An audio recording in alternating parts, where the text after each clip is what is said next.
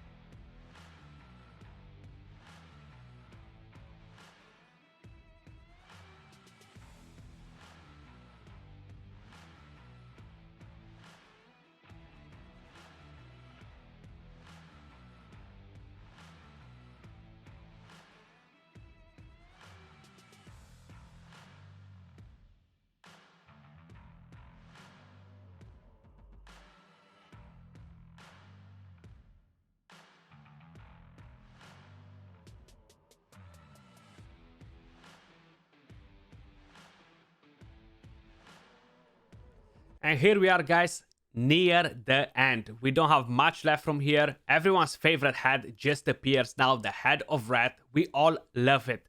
He's probably the most overtuned head out of it. The Mischief head as well. They need cooldowns. They need a bit of a chillaxing. They gotta relax a bit because they're way too overhyped. All these heads in here, guys, they're just doing too much at the same time, constantly over and over and over again. It's pretty hard to tell them to chillax, you know? And since this is gonna be extremely hard to auto the content, I feel like so many people, they're not gonna do it, you know? So we have Duchess Lily 2, 266k damage. First Royal Guard with 7.1 million damage. The second one with 10.5. Lady Kimi with almost 1 million damage. Venus with 3 million damage. And we have Kaimar with 1.5 million damage. Almost 1.6. We dealt 23.57 million damage. We've done so many mistakes in the last few minutes that I could have done much better. At least 3 more million on top of that. At least 2 more hits from the takedown. But now I'm gonna jump on the account and show you the champions. I'm gonna show you the builds on the champions, guys. You can definitely lower the speeds on most of them. You wanna have your damage dealers pretty fast, your debuffer pretty fast, just to make sure the heads, they're not gonna cleanse, they're not gonna get turns before you get to hit with takedown at least one time. I found that was pretty important. Then, of course, you want your Duchess, the fastest in the team, faster than anyone else. Then Lady Kimi, Kaimar. So we're gonna start kind of like in the speed order that we had here. Now, my Duchess, she is very solid in the build. She is, guys. She's on a regen set, speed set with crazy stats. You can definitely lower the speed on her with at least like 50 speed. You're gonna use her as lead. You're gonna gain more from there as well. And the very important thing is to have her on a regeneration set. If not, she's gonna get destroyed, okay? Total stats on her, we have 80,000 HP, 3.6k defense, 313 speed, 516 resistance, and glyphs help a lot. Great Hall helps a lot. Faction Guardians helps a lot. So, and of course, the gear helps even more. Masteries, we have offense and support tree. I actually went with the support tree, guys, because nothing really benefits me from the defense tree. You really want to avoid to have deterrence on the rest of your champions. You don't want to counterattack before you get your turn, get feared, and miss on your turn. Very important when we're talking about masteries. How I specified, feel free to drop the speeds by like 50 maximum. If you drop more than that, you might be in a pickle. You're not going to be in a sweet spot. If we move over to Lady Kimi, she's on 3 speed sets. Total stats, we have 61k HP, almost 4k defense, 312 speed, 392 accuracy. Masteries, again, we have offense and support tree. You definitely don't want to take anything that boosts 10 meter on her, because you're gonna miss on the Veil from Duchess, if you're gonna overlap her, if you're gonna outspeed her, and that's gonna be a problem. Tier 6 War Master on all the champions, very important to deal more damage as well. Moving over to Kaimar. He's actually my Arena Kaimar. I changed masteries. Now you guys can see, very similar with what Kimi had. Just we have Cycle of Magic, we have a Spirit Haste, and the last one doesn't help us from any sort of perspective. If we're going to artifacts, I literally drop some of the speed, drop some of the accuracy, replaced it with resistance. He's my high accuracy immunity Kaimar for Arena. I haven't changed the build on him because it was not really needed to do it. Total stats, 51k HP, 3.2k defense. Now, if I would have given him crit rate instead, make him deal some damage, that would have added probably another 500,000 damage, if not more, to the runs, with poisons as well. I supposed to do it, but I haven't really bothered that much with the team, you know. And we have the Venus, actually. Venus as well. She's the next one in line now, the RGs. Venus can be replaced by another defense down champion, Weaken. Draco can do it as well. Not as efficient because he's not as tanky. He's not bringing in a HP burn. Lydia can do it as well. She brings you strengthen, increased speed. But this is my Venus. Accuracy, lifesteal, total stats, 48k HP, 3.2k defense, 236 speed, 105 crit rate, 131 crit damage, 382 accuracy.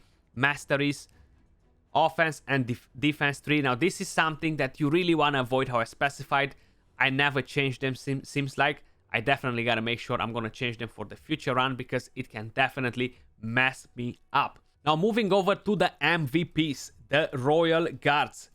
I'm not 100% sure if I have an overkill in their stats. I'm not sure how much crit damage you need to hit that sweet spot of 10%, but a lot of times you're gonna get resisted with defense down or weaken, and that's gonna cost you if you don't have extra stats on your champions. And I really wanna make sure I'm freeing my champions when they get devoured. So maybe I have a bit of an overkill, but hey, it didn't hurted my champions.